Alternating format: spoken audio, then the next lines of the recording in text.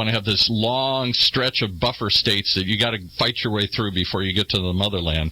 In the same sense, Turkey seems to be trying to establish a buffer zone with this Turkmen group. Is that correct? It is correct. It's not only a buffer zone that will prevent expansion of Assad armies into Turkey or ISIS terrorism into Turkey. It will also prevent from Kurds, which are enemies of Turkey, also in Syria, to create their continuous zone of autonomy. If they do manage to do so, the Kurds have 3 different areas of control in Syria. If they unite them, they will certainly look for autonomy and in the long run for independence. And the Turkish establishment is stuck with the idea of Kurdish autonomy in the region, meaning Kurdish autonomy in Turkey also. Turkey has the largest Kurdish population in the world, so it's understandably afraid of any kind of possible Kurdish state, because they would split off. They'd take territory and form a new country. Well, there is this feeling that if there is an independent state in Syria or in Iraq, then our Kurds in Turkey will also say, okay, why not us also? Right. There is that fear, and the Turkomans are actually preventing that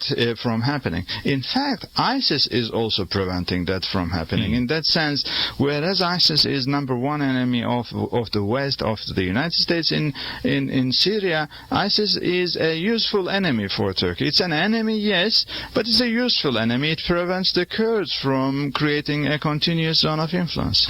And that's why Americans struggle to understand this. We want good guys and bad guys. We want World War II, the Nazis versus the good guys here. And when you go into places like Syria, you've got Alawite Shiites, which are a subsect of Shiites. Yes. You've got Sunni and Shiites that split, back in the 1100s or something here, over the succession to Muhammad here. And one group went one way, another one. Since then, they've hated each other and fought with each other. And one subsect of the Shiite minority is this Alawite group that lives in the mountains of Syria along the Lebanese border or whatever. And they, for whatever reason, got control of this country called Syria when the French and British divided up the Middle East. How did the Alawites end up in control of Syria? Well, amazingly, Alawites used to be mountain people, as you said. They're dealing with agriculture, not rich, not in control of the bureaucracy. But one particular man played a great role, Hafiz al-Assad, the father of Bashar al-Assad. The current...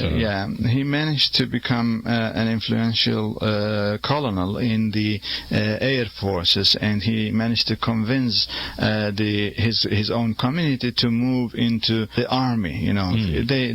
That's what they came to dominate. Yes, right? in fact, they first started to control the air forces, and later on the mukhabarat in Arabic, the intelligence services, the secret police, the secret police of Syria, and the... When you use the Premier Rewards Gold Card from American Express, the rewards points can keep on multiplying. Buy 3 with triple points on airfare. Buy 2 with double points on gas and groceries. And a single point for pretty much every other dollar you spend on the card. Then, start choosing from over 1 million rewards to redeem all those points. Apply today and the annual fee for the first year is on us. Call 1-800-AXP-GOLD or visit AXPGold.com. The annual fee for the card is $175. See terms, conditions, and restrictions at AXPGold.com. Do you want a free analysis of your inbound marketing? Do you want it in 30 seconds or less? Then check out Marketing Grader, the free marketing tool from HubSpot. It's simple. Just go to marketinggrader.com, enter the URL that you want to analyze, and Marketing Grader will instantly give you a detailed report grading your lead generation, mobile marketing, social media, competitive benchmarking, and more. It's simple, it's powerful, and it's free. marketinggrader.com.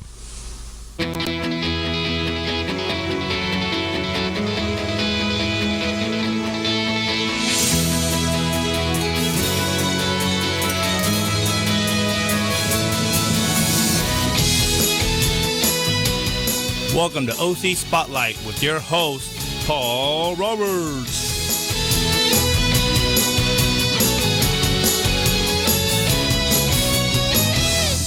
Wow, it makes me sound so official when he does that. I like that game show voice, Ernie. Thank you. I've been working on it. I feel like you should come out of a curtain. You know what I mean? Wave your little... Paul Roberts. Hey, well, the OC Spotlight, for those of you who tuned in before, is our fun segment we do. We, in between our regularly weekly broadcasts, we do some one-off interviews with interesting people doing the most amazing things right here in your own backyard. And today is no different because we have the amazing Logan Crow with us here today. How are you? Frida Cinema. I can't call it Frida Theater. It's Frida Cinema. It's branding. You know, so be careful with that. No, I know. When I overhear someone saying Frida Theater, if it's like being written down or shared somewhere, I always like, I have to use cinema, please. Cinema. Use cinema. And why? Because everything is, our Twitter or Instagram or Facebook, everything is Frida Cinema. And why the difference is that? Why does that make a difference? In a certain sense, I think that cinema denotes more specifically film. Mm-hmm. A theater can be, although we have done plays and whatnot. Mm-hmm. I think I wanted it to be very clear that this was an art house cinema, that this was for film. Exactly. First and foremost. And I think that's why it is important. It does make sense to me because a theater will show anything. A theater is just a venue which you can book for anything. You really created Frida Cinema to be a true art house movie theater. Now, I think I know what that is, but I'm going to let you define that for people who've never even heard of an art house movie theater. Well, first and foremost, and it goes back to the use of the word cinema, is the conversation about cinema being a viable and important art form. Mm-hmm. I think that with sort of the Hollywood machine that gets forgotten and movies are sort of looked at as money generators, which a lot of them are, and certainly the ones that were being forced down our throats. Blockbusters. I mean, you look at the number one film this week, one of the most poorly reviewed big budget films in recent history, and it smashed records. Yeah, I really was for everybody, because if you hear this as a podcast later, that movie is Suicide Squad. Right, yeah. And and that it did what it's supposed to do. Yeah. And the filmmakers, terrible reviews. And look, a lot of the filmmakers are very passionate about their product. Certainly, this one is. But for the studios, they know what they're doing. And big name actors. Will Smith taking a smaller role, not the top lead. And I hear he's actually seen it, but I've actually heard that he does well in that small and small who's role. the other guy that got the Academy Award nod last year? Jared Leto, playing the Joker, right? Who won for and this Dallas girl Buyers that Club. everybody's talking about, who plays the Joker's girlfriend, whatever crazy character she is. Margot Robbie. Yeah, and she was fantastic in Wolf of Wall Street. So I'm actually excited to see her. And I want to see the film, but I mean, it's telling, that. That's what happens, and you can, blast the Transformers films for being low quality, but they'll still make an incredible amount of money. Right. And so I think that cinema as an art form, it gets cloudy, and I remember early on when I would talk about curating films and that sort of work, I still talk about it very much as I would somebody curating a gallery or a museum in the sense of hanging up works of art that to share with people. And, I use that sort of analogy quite often when I'm talking to people, for example, who will say, they'll see an audience of, like, just last weekend, let's say, we had over 200 people come out to see Cowboy Bebop, the movie. Fantastic. And there's inevitably that one commenter who will write, I don't understand why 250. I have this movie on Blu-ray. I can watch it at home. Yeah, exactly. And I don't get offended by that. It's just a different mindset. But I say, I could send you right now a high def picture of the Mona Lisa, and so why do people go see it, at the Louvre? It's because it's there, it's being shared, with film, you're seeing it on the big screen, you're experiencing it in a way that you just cannot do at home, you're hearing it in a way you cannot at home, and moreover, you're doing it with an audience, and you're doing it with popcorn, and you're doing it with soda, and it's the event and it's the experience of it that... Isn't that part of it? Cinema was designed to be shared art. Absolutely. And I find, for example, this is a silly example, but it's one that pops into my head here. Years and years ago, I saw a screening of Ferris Bueller's Day Off. Right on. Okay, laughed my head off in the theater. I was actually at an Academy screening. I used to be able to get into those, so I went to Academy screening. A bunch of us there were all laughed our head off. I rented it and played it for my wife, and I didn't laugh.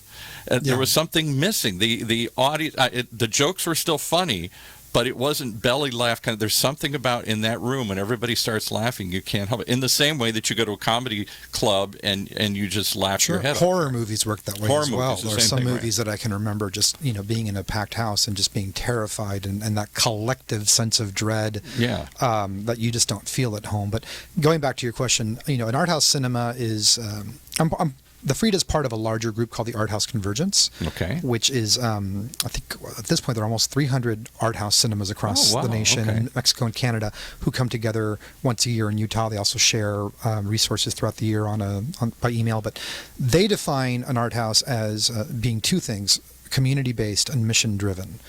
And I really respond to those because that's always what I had in mind for a theater if I ever opened one, and certainly what the Frida is we program in a large part based on film restorations or new quality films that are coming out of different countries or very, very small distributors that aren't being given much of a chance to be shown. But next to that is very much a tie to the community. How can this building and our resources serve other nonprofit organizations, independent businesses in the community that are trying to get their word out?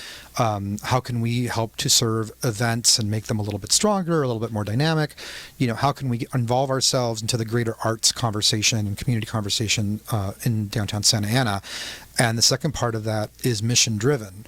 And our mission is to connect, educate, and connect, and why am I drinking? I never blank on this. Oh my God! You should to connect, educate, spit this out instantly. Yeah. Enrich. Thank you. To enrich, connect, and educate communities through the art of cinema, because really it is about sharing that art form to connect people, to educate them. We screen a lot of documentaries, we screen a lot of films that even necessarily aren't meant to be educational, but have a certain... So all of that leads to lots of questions. Yeah. Here. The first one is, why Santa Ana? Santa Ana, for those of you outside the area, has been rather depressed, and it's not the most affluent area in Orange County here. It's probably the poorest area in Orange County. And yet it's had a real revival downtown, and there are some hip-hop coffee shops and restaurants and other things in this, what do we call it, 4th and 5th Street kind of district there. And as often happens in these rundown urban areas, there's something starts growing. Sure. And it's usually the artists that move in first, and there's little art houses and other things happening. Is that why? Is that why Santa Ana? Partly. I mean, what's interesting about downtown Santa Ana is that I'd been there quite a bit, generally for Art Walk. They did their monthly Art Walk, and it's funny because even before I ever thought to move or start something in Santa Ana, I had a lot of art in my old apartment in Long Beach, and half of it, more than half of it, was art I picked up in Santa Ana at these art walks.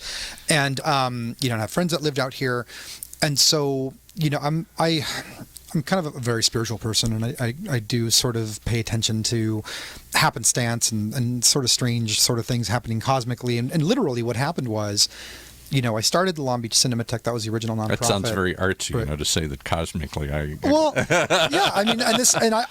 share this follow story. The universe tells me what to do. Pretty much. I'm happy to share this as much as I can. I started this organization with the intent to eventually find a space that I could program and that I could share films that were not being made accessible to south of Los Angeles, out of New York, but let's say, out of Chicago, to places I hang out in, Long Beach, Orange County, and also to sort of break beyond the walls and sort of bring film sort of outdoors, which we do. And after 5 years of the organization being active and not seeing a theater in sight, you were rotating around, moving to different places. Moving all over the place. We did stuff in LA, we did stuff in Riverside. I got to the point where I was really starting to think that maybe I was spinning my wheels, and I literally was starting to have the dialogue of, if there is no sort of goal in mind for a venue, this organization may have run its course. And it was maybe a week after that finally came out of my mouth, that I get this email from the property owner of that theater, letting me know that he had heard about the work I was doing in Long Beach. He sits on a theater that will be vacated soon, and he'd love to sit down and chat and talk about, how the theater could complement the arts community, because doing first run movies wasn't going to work anymore. You now had a 30 block.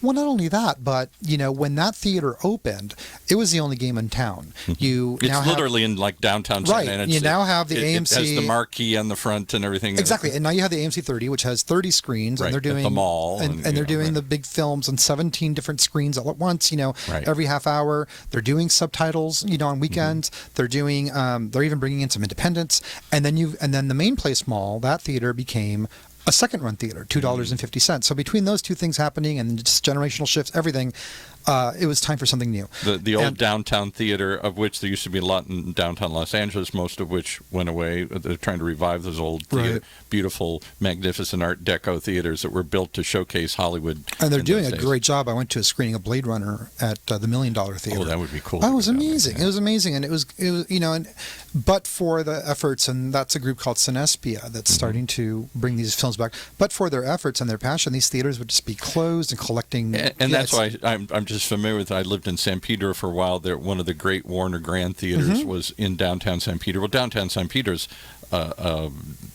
a blighted area. There's almost nothing in downtown San Pedro anymore. And the idea of going downtown to see a movie was something from the 40s and 50s. And they built these grand movie houses or small movie houses like they did in Santa Ana or San Pedro or L.A.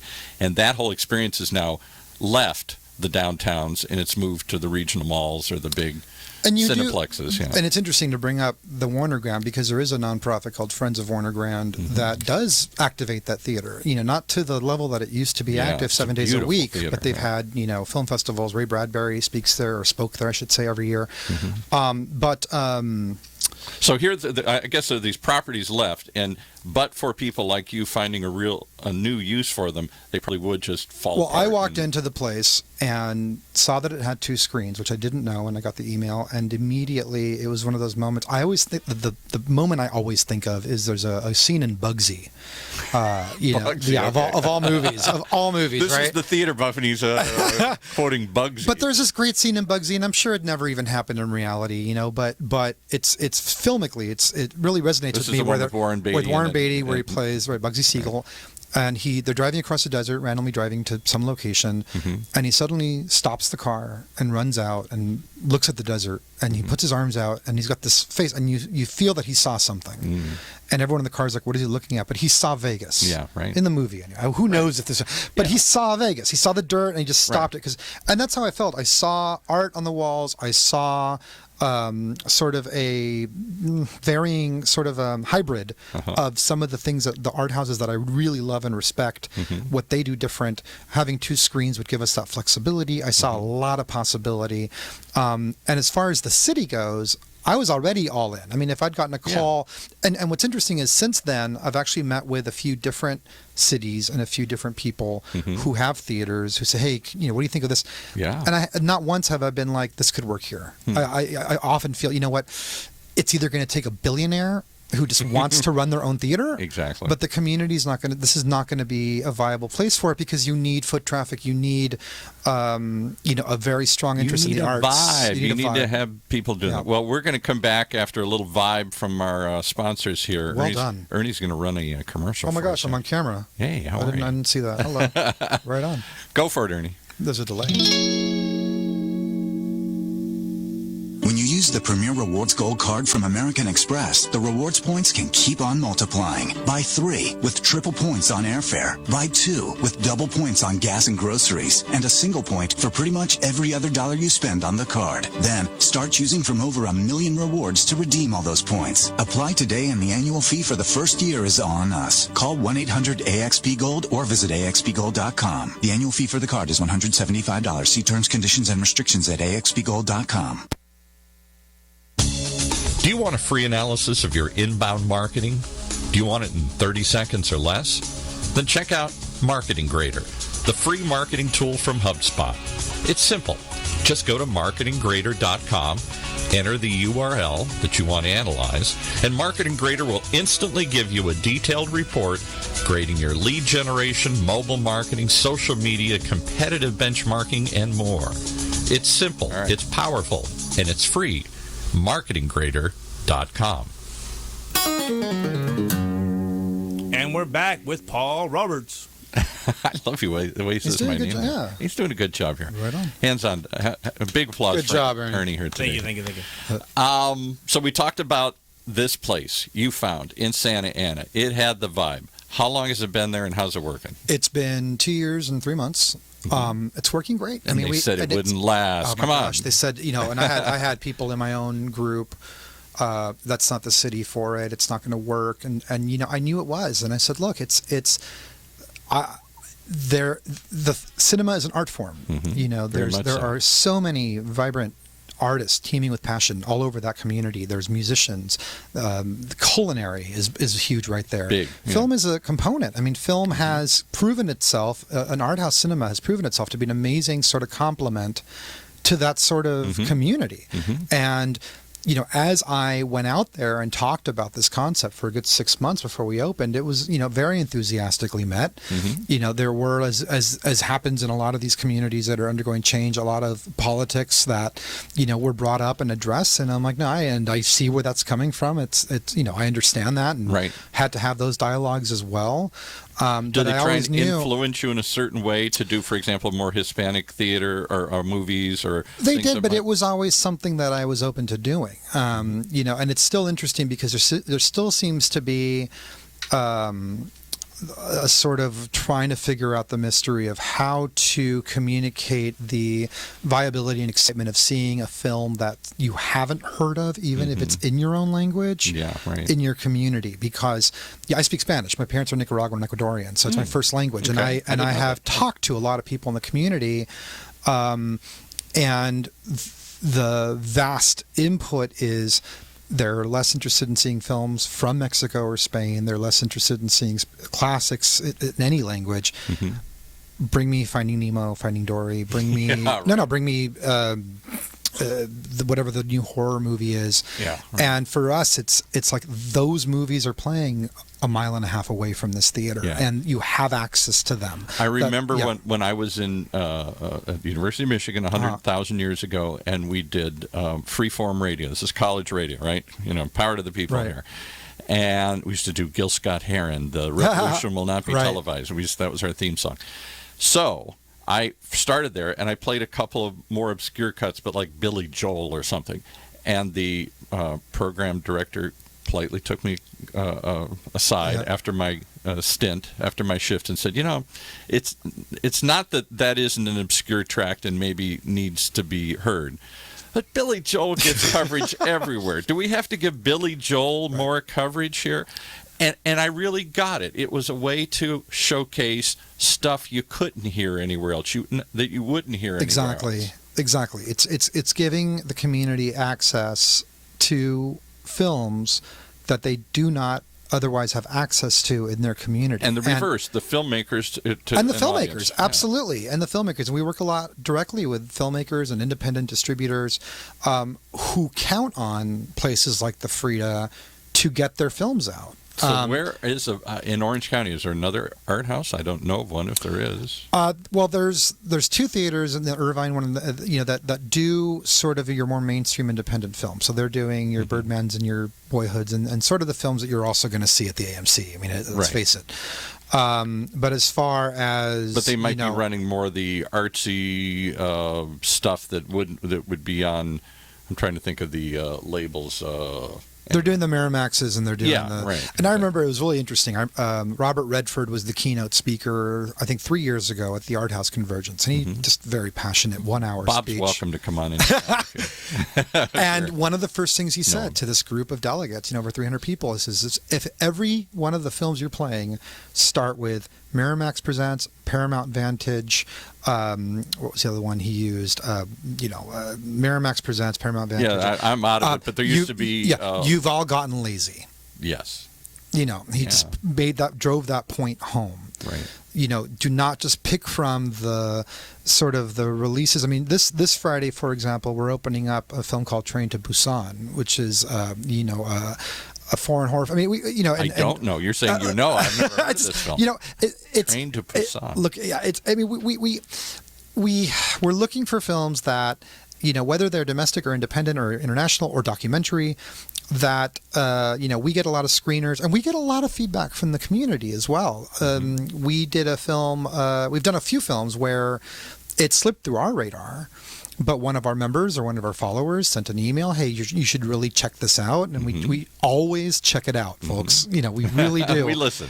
And we've been like, this looks incredible. We should present it, and sometimes we're able to do it for a week. Sometimes it's a one-off. But and what are the ingredients that make a good film house? They vary. Art house film. They really vary. I mean, it. What do you see when you say, oh, I got to do that? Is it something really unusual about the way the film is shot, the subject matter, the reviews that you've read somewhere else? What influences you? Any and all of that?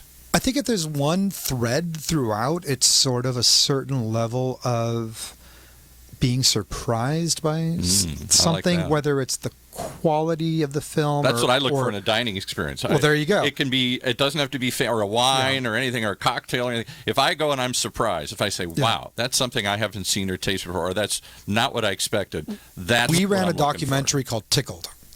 Tickled, okay. Which Ernie's trying to tickle me under the That's okay. Which on the surface, if you look at the plot, is a documentary about this documentary filmmaker who goes and decides he wants to do a expose on this underground competitive tickling movement that's happening on the internet. Okay. Underground competitive tickling, right? Well, this is true now. Okay. So just based on that synopsis People are Googling alone, that right now. Yeah. So based on that synopsis alone, I'm like, okay, I'm interested. That sounds like I'm in, right? Then I watch it. Right. And the film takes a really surprising and shocking turn that makes it, in my opinion, one of the best thrillers of the year.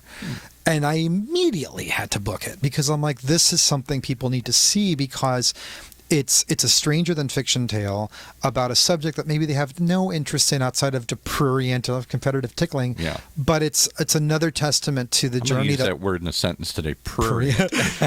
It's a testament to where documentaries can take you. Capturing the Friedmans is another. I don't know if you've seen that documentary. You just walk out of there feeling like you uncovered something because the filmmakers uncovered it. And then some of these do get traction. I was at an event last year. I've forgotten the name of it now, but it's up at Paramount Pictures and sort of on post-production or whatnot, and they have some filmmakers come and talk about things. And not that I'm that knowledgeable, but I can get in because of OC Talk Radio. It's kind of fun to go to. And there were some people who did some kind of obscure documentaries, a couple of which kind of got play. The one who did, what was the Jesus Camp or something? Oh, yeah. Well, that was, that was a big one. In your world, that's a big one. But in terms of mainstream America, that's probably one that most people might have heard or may not have even heard of. But that sort of got taken off. Do some of these films, I guess, take off from these art house experiences? They do. They do. Well, two things happen. Or get a bigger audience. The biggest thing that happens is whether it's Jesus Camp or Tickled, whatever the film is, those films are made, for the most part, they are taken to the film festivals and the distributors are there in the studios, and they pick up the films and then they release them. Sadly, what makes or breaks a film a lot of times is how much money that distributor pumps into its marketing and how many theaters it gets it into. I was going to go to the question, and we've only got a few minutes left. How do you get somebody to watch something they've never seen or heard of? That's the trick, and that's what I've been talking about in terms of. And this language, this conversation goes beyond just the local Latino community. It's just every community is to talk to them about why they might consider coming to the theater to see a movie they've never heard of, paying money to because see something. there's a sort of idea that if I haven't heard of it, it cannot possibly be that good. Ernie does a lot of recording with local bands and theaters and stuff, and I'm always saying the same thing. Down the street, you've got. What's the place that's named Mike? Not Magic Mike's. What is it? Mike's Original House? Original Mike's place, and they do local bands. And not many places play local bands in the area here anymore. Because the same thing. How am I going to get people to pay for a band I never heard of before? It might be the most incredible band in the world. So do you have to give them a taste? Do you have to give them do you have to somehow give them some justification to come check this out? Hey, somebody reviewed it. Here's a little snippet of it you can see online. And we've had great partners with that. OC Weekly's been fantastic. Matt Coker and Amy, and the whole staff has been great about Well, their editorial staff is, for the most part, very interested in the arts and very interested in community. Very And Matt, is a big film lover. And so, when I've been able to get him a screener or get him an access look, and they have helped get the word out, certainly. But does it take that to get somebody over that hump? Or are there people that will just take a flyer and anything? Never. We have both. We have folks. I'm thinking of two members in particular. They'll come see everything we play. They're there every week, sometimes multiple times a week. And they don't always like everything that we play. And they'll tell you, that was not sure about that pick, Logan, but yeah. But they're there. They want to take it in. Yes. And that's awesome. And that is growing. Those folks are growing.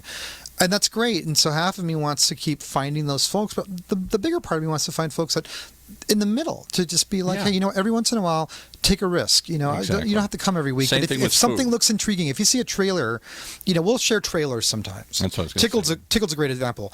We shared the Tickle of trailer and bought an ad for it, and just an overwhelming list of comments. That looks incredible. That looks so insane. What the hell is this?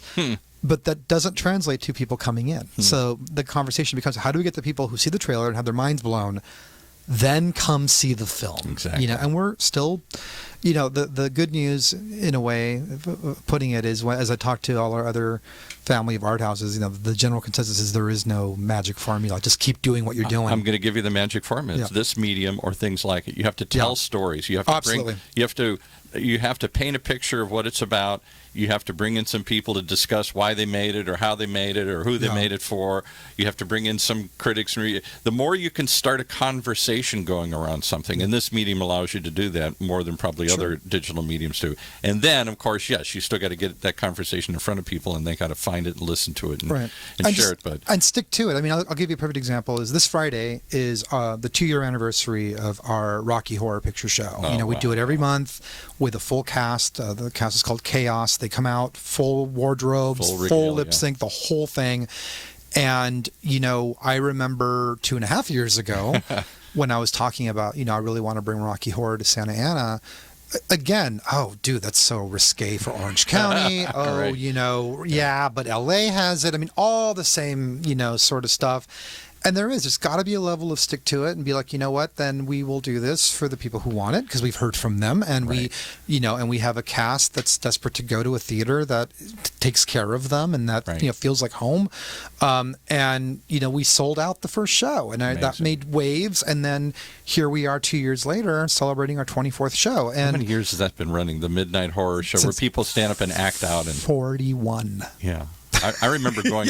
To one of the original ones, and I thought, well, this is great, but this will be gone in a week. I think 40 and a half. Yeah, it was 1975 is when the film came out, and so and it's and now 41 years later, we got a remake coming out on Fox. Oh, they do? Yeah, but remakes. Not excited. No one's really excited about that, but some people are, I guess. But But that's an interesting case in point. I remember when I was in the film business, I said, why do you make so many remakes? Why do we have to see McHale's Navy done as a remake again, or silly things that you would think, why would anybody greenlight this project?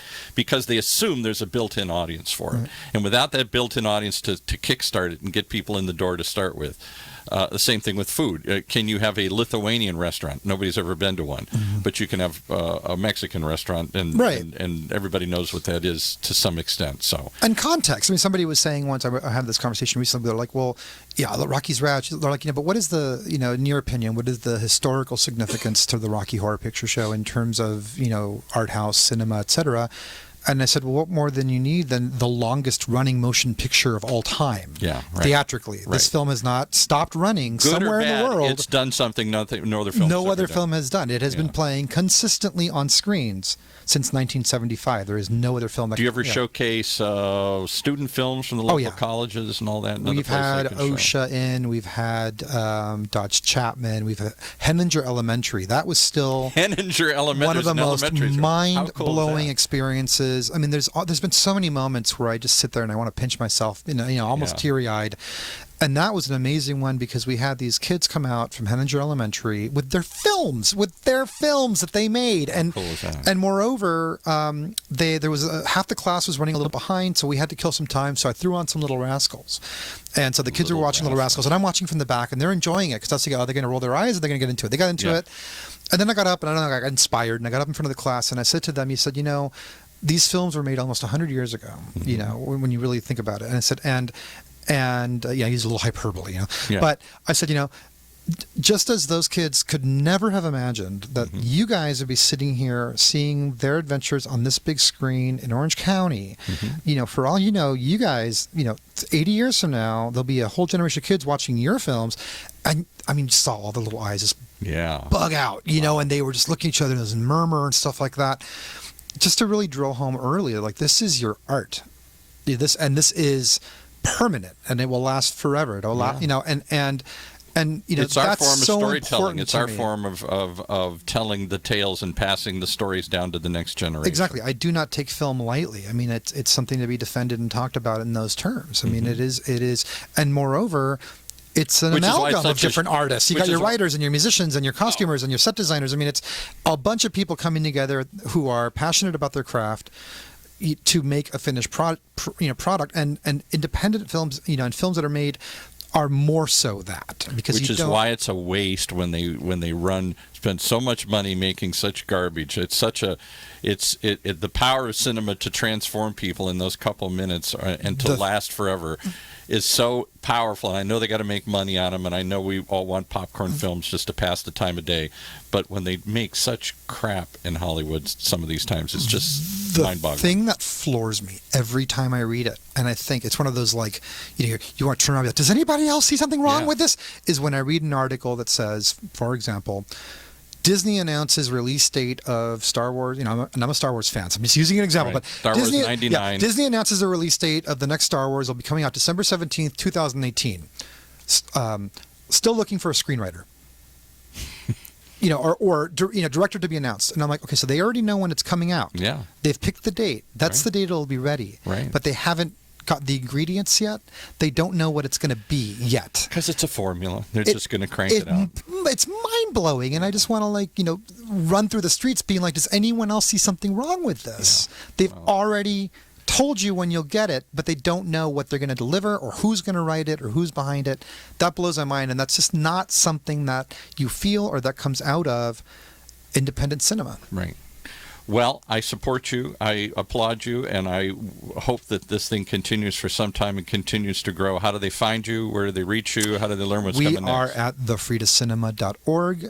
thefridacinema.org, and that's Frida, proudly named after Frida Kahlo. She dropped the E, so did we. And we are on Twitter, Facebook, and Instagram at The Frida Cinema. If you haven't seen the movie, you must have aired the movie Frida. We did, on our first anniversary. There you go. Yeah, we had a Frida Kahlo-inspired art show, so a lot of amazing pieces from local artists that either were depictions of Frida or inspired by Frida. She lived with Diego Rivera, and who's somebody I love to... I have a few prints of his and stuff here. Yeah, right on. I lived in Detroit, where he did one of his masterpieces in the Detroit Museum of Art, this kind of socialist, communist kind of portrayal of the working class that he loved to do and everything here, and tried to do the same thing in Rockefeller Center, and they made him take it down. I was going to say to having to take the thing down. But amazing art, and most people don't think. Is there a Hispanic art? Film industry? I know there has. been at times. Oh, definitely. And Mexico more than telenovelas and all that. Kind of stuff. Yeah. But that's the other thing too, and that's something I talk about is there's incredible films coming out of Mexico, out of Spain, out of every country really. But it here's what it comes down to: someone makes an amazing film in Mexico. They take it to the film festivals. They hope and pray that a Weinstein, or even all the way down to one of the smaller micro distributors, the guys from that they sent Miramax, somebody, that they saw the film, and that they see a viable. Can this? Not do I like the film? Yeah, no. Can this film make money in America? Yeah, right. And if they don't see it, that film might never be seen here. Might never be seen again. Really, exactly. But for art houses, but for art houses, and then also new streams of distribution that are a lot less risky and more cost effective for distributors, like straight to home videos. Yeah, right. Internet stuff like that. and stuff, right? Yeah. But I mean, I think of did you ever see a documentary called "Searching for Sugar Man"? No, never even heard of it. It's fantastic. You should, but it sort of speaks to Ernie's the idea. heard of it there. Have you seen Searching for Sugar Man? Yeah, I saw most of it. I don't think I finished it, but it was pretty interesting. Yeah, I mean, it's long and short. It's it's about a musician who never made it in America, who comes to find out. We come to find out that his album was massive in South Africa, to the point where somebody says, if you were a teenager... I read about this. I did read about this. So now, right, exactly. Yeah, and he's getting royalties, and he's like famous in South Africa. He's not getting royalties. Or he's not getting royalties. That's part of the problem, Is that it? Okay. But point being is, the world's a big place, and he was an African-American guy who did music. No, he was Latino. Oh, okay. Then I've got the story. Rodriguez, but Rodriguez he went by. But the point is, that there are films that sometimes are huge in their country. I think, Studio Ghibli is a perfect example. We just did a 2-week Studio Ghibli festival that was really successful for us. But these are movies that, I think I might get this exactly wrong, but of the 15 top grossing Japanese films of all time, 11 of them are Ghibli. I know it's more 10 or 11. I don't even know what Ghibli is. Spirited Away might be the one that rings a bell. It won the Academy Award. It's an animation house. Ernie knows. Sort of like anime or something? Anime. But Disney, started distributing them down here, and and a lot of people were saying, it's like they don't put the amount of energy into a Ghibli as they would have Dory, and so no, they'll win awards, but they won't make that much money here, and so. But for that distributor bringing them out, I mean, there were so many films that we played that a lot of people that are huge fans of the studio were like, we never thought we'd see this on the big screen. We have the Blu-ray, but, it came and went as a blip. If it even played here, it came and went as a blip. And, and it's sad because these are fantastic Do independent filmmakers ever approach you directly and say, I made this film. I'm Indian. I'm from the Philippines. I'm from someplace, and we believe in this film and we'd like to find some place to do it. Do they all the time? And do they give it to you? Do you? It depends. They will sometimes rent the theater to then play the film and sell their own tickets, or if it's a film that sometimes we will book the film, give them a what do you call it, a share the revenue, or a licensing fee, and play the film. It happens all the time. It gets a little tricky because if their intent is to bring it to film festivals, they may not be able to play it, and that's the catch-22. You might have a filmmaker who did an amazing film. They're really happy about it. They're having a really difficult time getting it bought, but while they're shopping it, they can't play it. Oh, okay. Because a lot of the film festivals have these rules that say it cannot be played theatrically if your intent is to sell it to distributors, because a lot of the distributors will say, well, now it's been played. We're not able to own how the film is marketing. We can't, it's been seen. It could have been pirated, So I do talk to a lot of independent filmmakers who we have that dialogue, and I say, look, are you still in film? You may want to double check with the festival you're at, make sure you're okay to do this. And more often than not, they come back and say, you know what, you're right. I couldn't. You're right. I almost bit myself in the butt. And I say, hey, and if you decide to self-distribute, because that's something else people are doing is self-distributing. Exactly. There's a documentary called Searching for Elliott Smith about the singer-songwriter Elliott Smith. Okay. And that filmmaker, Gil, he's just been taking his own film all over the world and playing it and showing up for Q&As, and he's doing well by that. Particularly with crowdfunding. We had somebody in here that had a crowdfunded film, and they talked about how they'd done that, and they're just going to bypass the whole thing, and they're going to raise the money through a bunch of people who want to see it get made, and they're going to distribute it over the internet, and it'll probably never be shown in a theater somewhere. Yeah, but if they're self-distributing, they could, if they wanted to, just run a theater and play it. I mean, it's so. All right, how do they get to the Frida Cinema? They won't find the Frida Theater, but they'll find they might. I don't know how Google works. I'm sure we'll get to the point where it's 305 East 4th Street in downtown Santa Ana. Right, smack in the middle of that district. French and Spurgeon. We got two Pokestops right behind the building. And for anybody who is, I can't believe I even have to say this, but in the world where you think Santa Ana is not a place I want to go at night, this is not a problem at all. I've been there many times at night. There's bars, there's restaurants. It still trips me out. It's breweries. We get calls sometime, hi, I'm coming to this event. Is it safe to park in the lot? Can somebody walk me from my car to the theater? And,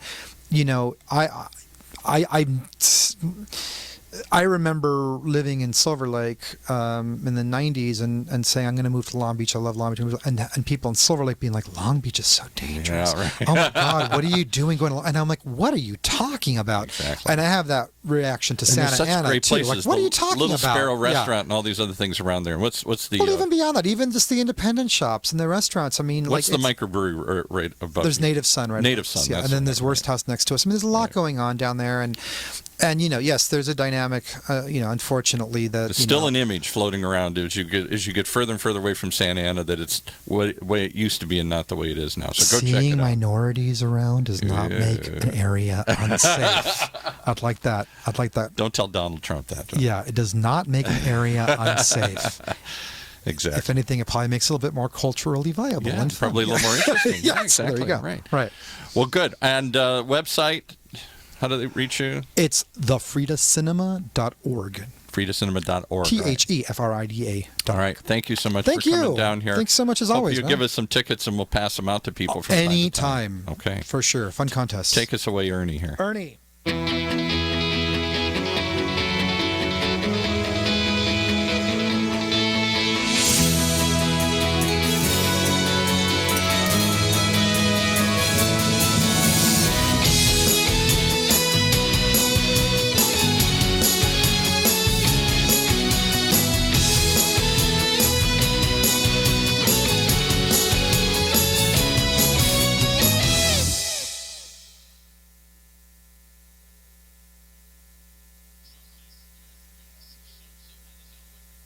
And then, of course, and the rest of the community's view, dominated everything, kept everybody down, including the Sunni majority in the country. Yes. So at some point, when the Arab Spring erupted, they said, enough with this guy, and people wanted to throw him off. And as somebody said to me a long time ago, in an article I read also supported this, it's no secret that why he started bombing his own people. This is a fight to the death, because they felt if they lost that they were going to be next. They were going to be persecuted and killed or whatnot. So this is a fight to the death for this Alawite community. Certainly, and there are the lessons of Iraq, actually. It is exactly what happened in Iraq.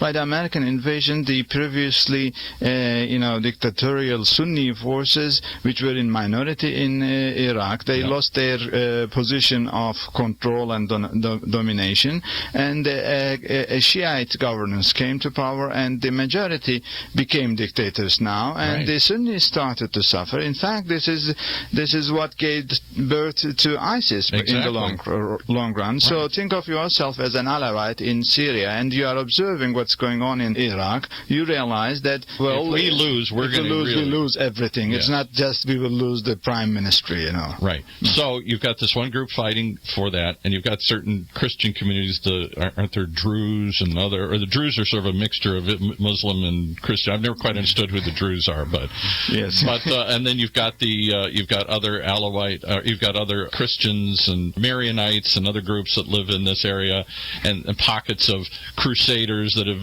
survived through the centuries, and then you have, of course, the Sunni and traditional Sunni and Shiite, all these religious groups fighting each other, and then on top of it, we got this ethnic element. We've got Turkmens in the north, we've got Kurds in the north, and they don't sort of get along, and they're fighting for their own reasons, and all of this mess comes... And on top of religious and ethnic sectarian groups, we have to put the tribal dynamics of Syria. That's right. Another thing we struggle with to understand. Yeah. So people, am I first and foremost a member of a tribe? Am I first and foremost a member of a religion, of a region, of a culture, of an ethnic group, of a country? Where is my allegiance first? That is the issue when you said a fake state of Iraq. Yeah. That is not because it was created artificially by the British and the Russian drawing the new map after the Ottomans. It's because it didn't take into consideration the tribal dynamics or sectarian dynamics of those lands. Why were the Europeans so stupid? I'm sorry to say this, after the war, and why didn't the U.S. Through Woodrow Wilson, ever insist more on drawing these lines more intelligently? Africa is still fighting to this day. All these countries, the Balkans have fought forever over these artificial lines that they drew where they split ethnic groups and religions in half. And the Kurds, why weren't the Kurds Kurds given a homeland back then. Yeah, the Kurds are unfortunately in 4 different countries, and they were not given a land. And it is, well, many people back in my country, in fact in my region, believe that this was intentionally and deliberately done in a stupid way, so that we will always fight with each other. I've heard that. Somebody said as long as we divide them up, they'll always be fighting with each other, and then we can just come in and get what we want. It is the famous divide and rule strategy that is attributed to the British. You know. Exactly. Divide these people up, let them fight amongst themselves, and they will never unite, and so we'll always have control over them and get what we want, which is their oil everywhere, or the resources here. That is the kind of perception of the mismanagement of the remapping of the Middle East and of sub-Saharan Africa, unfortunately. So, and I hope this doesn't offend you, because I know this is a very sensitive subject, but I got to bring up Armenians here. We have a very large Armenian community in Southern California, mostly up around Glendale, but a very large community here as well. And of course, the Armenians to this day feel that they got caught in a genocide that started during World War I. Because I'm not sure why, because they tended to support the Russians or something, and that turned into an outright slaughter, and they drove them down into what was supposed to be Syria, and most of them died on the way there. Well, if we just... and the Turkish seem to be reluctant, the Turkish government reluctant to admit this or talk about it or even acknowledge it here. Well, the point is this. If we just say that the relocation of the Armenians that started during the First World War, it was only because they supported the Russians, we will not do justice to the Armenians. In fact, Armenian pogroms, or the term President Obama cleverly formulated in Armenian, Yadvegen, started far before then. In 1880s, also the Armenians were massacred in Ottoman lands. And you got to go back and study history. Pogroms are an event that a name they gave to religious persecutions or ethnic persecutions in Russia, in Turkey, and all these areas. The Jews had pogroms against them under the Tsars, where they just came in and slaughtered the villages and whatnot. I'm not sure why these poor people were all selected for this, but for whatever reason, they were targeted and hit pretty hard at different times in history here. So you're saying the Armenians suffered the same pogroms, certainly. Right? Well, the point is this, already during the Tanzimat era, this is the Reformation era of the Ottoman Empire, back in the second half of the 19th century, the Ottoman intellectuals believed that as long as we have so many sectarian, religious, ethnic, linguistic differences, we cannot create a solidarity. So there was this nation-state project. Ethnic purity or whatever. Homogeneity. They believe if we have a small but unified nation, it will perform better than an empire, they believe. So there was this Turkification project of the Ottoman elite. This has nothing to do with the Republican elite. They continued on with it, but it was already there during the Ottomans. And in fact, the purificationists usually utilized times of war to get rid of their, others. Yes, the others. And the Armenians were the very first, and of course the grievances of Armenians outnumbered the grievances of Assyrians, for example, that followed in 1920s, or the Jews that followed in early 1950s, or the Greeks that were, sent to Greece through a swap of population. The numbers are huge, and well, of course, being killed or annihilated, it cannot be compared to being swapped. But when you go to Greece and listen to the stories of Greeks who were born in Istanbul, their yearning after Bosphorus and so on, then you will realize that we have created lots of pains out there. And in fact, look at the island of Cyprus, which apparently is maybe close to coming up with some closing a chapter there, where the island is divided between the Greeks and the Turks, and it goes back to what you're talking about, this hatred, this fight between those empires, those peoples for history too. And this was done in an era where the United States of America was actually appealing to others. The United States became a nation of immigrants, and whereas we are a nation of others. Whereas we were trying to get rid of others. And we said, give us your huddled masses yearning to be free, as they say in the Statue of Liberty here, which is ironic. I'm going to give my own little soapbox here. Why are we as Americans every so often so afraid of others. I'm Irish Catholic. When they came over in droves in the 1850s because of the potato famine, they're Catholics, they're agents of the Pope, and we need to drive these Catholics out here. And there was the Know-Nothing parties, and the Ku Klux Klan was formed not just against African Americans, but against Irish as well, and Catholics. And then later on we have famous hatred of other ethnic groups as they come over. And now there is this huge collection of others that the Donald Trumps are vilifying. The Mexicans flooding across the border that are all rapists and drug dealers, the homosexuals, the feminists, the African Americans still. We as a country of collection of others, cast off others, every so often fall into that same fear. Well, distinguished Professor Bernard Lewis wrote about the American identity back soon after the 9/11 calamity, and he claimed that the United States of America is so heterogeneous that it needs others out there in order to claim a certain kind of unity. Oh, so the only unity we have is we're not them. Yes. There's them and there's us somehow. This is the traditional, Cartesian understanding of the world. There are only blacks and whites. There are no gray zones in the world, right, and so on. Despite the fact that the world is all gray. Right. None of us are black and white. No. In fact, I've always understood, why do we describe in this country we can't get over racism here?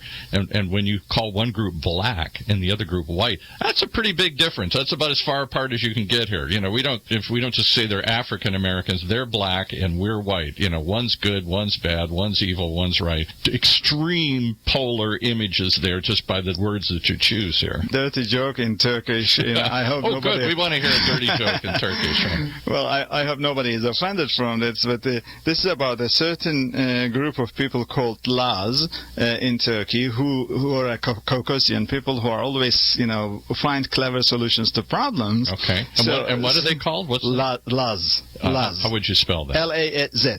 Okay. Laz.